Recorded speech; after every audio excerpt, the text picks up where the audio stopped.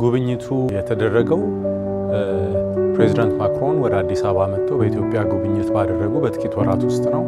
ስለዚህ በአንድ መልኩ ይሄ ጉብኝት በአዲስ አበባ የተጀመሩ ውይይት የተደረገባቸው መግባባት የተደረሰባቸው ጉዳዮች ላይ በማስከተል የተካሄደ አፈጻጸማቸውን የደረሱበትንም ደረጃ ለመገምገም ለማየት የተደረገ ተከታይ ውይይት እና ጉብኝት አድርገን ልንወስደው እንችላለን። በዚህ ውይይት በኢትዮጵያና በፈረንሳይ መካከል ያለው የሁለትዮሽ ግንኙነት በተለይም በኢኮኖሚ ዘርፍ ያለ ትብብር፣ ኢንቨስትመንትን እንዴት ማሳደግ እንደሚቻል ቀደም ብሎ በተደረሰበት መግባባት መሰረት ያለንበትን ደረጃ ለማየት ያስቻለ ውይይት ነበረ።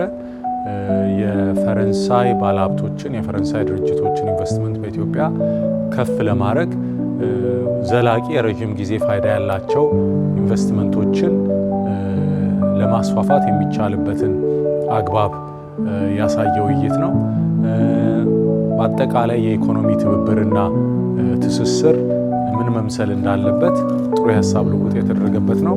በተጨማሪም ደግሞ በቀጠናው ያለ የጸጥታና የፖለቲካ ሁኔታ ምን እንደሚመስል ምክክር የተደረገበትና በሁለቱ ሀገራት መካከል በመተባበር የቀጠና ሰላምን ከፍ ለማድረግ እንዴት እንደሚቻል ንግግር የተደረገበት ነው። አመሰግናለሁ። እንግዲህ የጎበኘነው ስታርታፕ ስቴሽን ኤፍ የሚባለው ነው።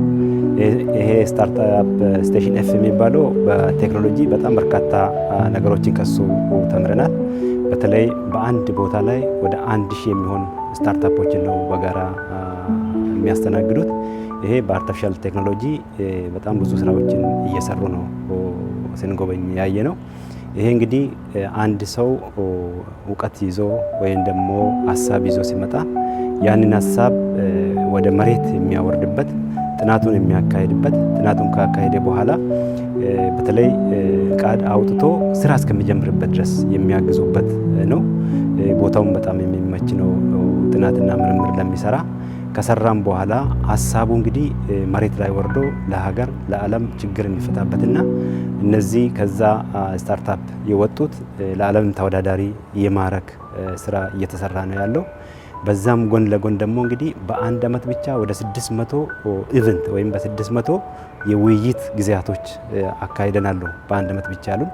ከዛ እንግዲህ ምንድነው ሲወያዩ ብዙ ነገሮችን የቴክኖሎጂ እውቀት አንዱ ከአንዱ የመማር የማደራጀት የአንዱን ቴክኖሎጂ አንዱ ግብዓት አድርጎ ወደ ውጤት የመቀየር ስራዎችን ሲሰሩ ነው የነበረው ያየ ነው።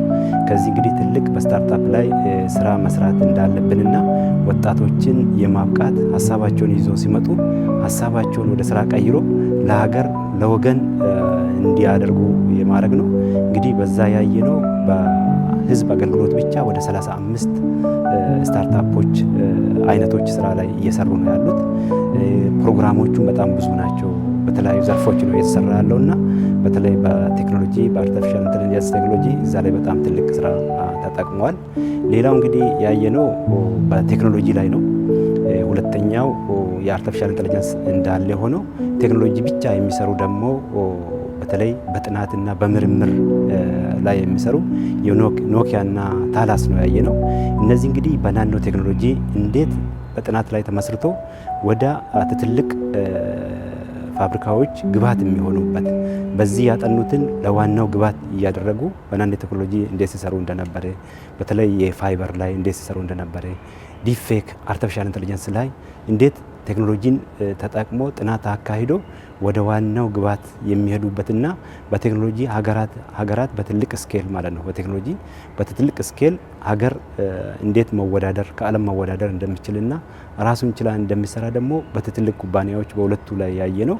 በአርቲፊሻል ኢንተለጀንስ በቴክኖሎጂ ላይ ሲሰሩ የነበሩ በጣም ትልቅ ስራ ነው ያየነውና ከዚህ ተምረን እንግዲህ ስታርታፕ ላይ መስራት እንዳለብን በትልቅ ኩባንያዎች ደግሞ ምርምርና ጥናትን ጎን ለጎን ሄድን ወደ ምርት መግባት እንዳለብን የተማርንበት ነው።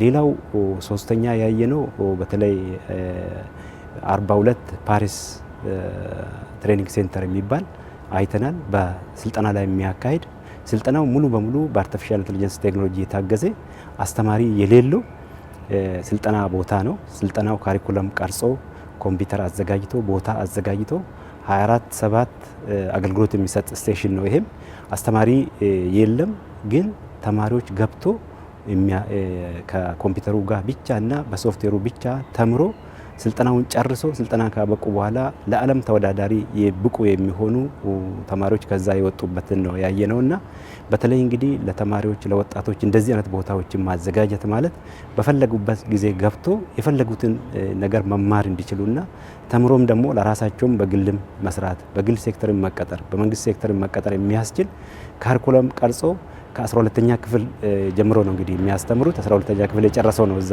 ጆይን የሚያደርገው 4 ዓመትም 5 ዓመትም ተምሮ ማስተርስ ይዞ የሚወጣበትና ጎን ለጎን የፕሮጀክት አይዲያ ይዞ መጥቶ ፕሮጀክቱን ወደ ስራ የሚቀይርበት የስልጠና ማዕከል አይተናል ማለት። እንግዲህ ትልቁ ነገር ማየት ነው። ከማየት ብዙ ነገር መማር እንችላለን። ከመንግስትም አካል በጣም ከክቡር ጠቅላይ ሚኒስትር ጀምሮ ትልቅ ኃላፊዎች ናቸው እዚህ የተገኙት። በተለይ እንግዲህ የውሳኔ ሰጪዎች በሚገኙበት ጊዜ ይህንን በማየት ውሳኔዎችን ለመወሰን አይቶ ሀገራት እንዴት እየተጠቀሙ ነው ያሉት፣ ተጠቅሞ ምን ውጤት አመጡ የሚለው ነገር መሬት ላይ ያየነው ስለሆነ ይሄ ለውሳኔ አንዱ ያገለግለናል። ሁለተኛ ደግሞ በተግባር የተፈተኑበትና ያለፉበት ስለሆነ ወደ ሀገራችን ተጨባጭ ሁኔታ ስናመጣ አንዱ የሀገራችንን ያለንበት የቴክኖሎጂ በተለይ በስታርታፕ በትሬኒንግ ሴንተሩ ላይ ያለንን ክፍተቶች ለመሙላት በጣም ትልቅ እገዛ ነው ያለነው ማለት ነው። ምክንያቱም በተግባር ነው ያየነው። እሱ ትልቅ እገዛ ነው የሚያደርግልን።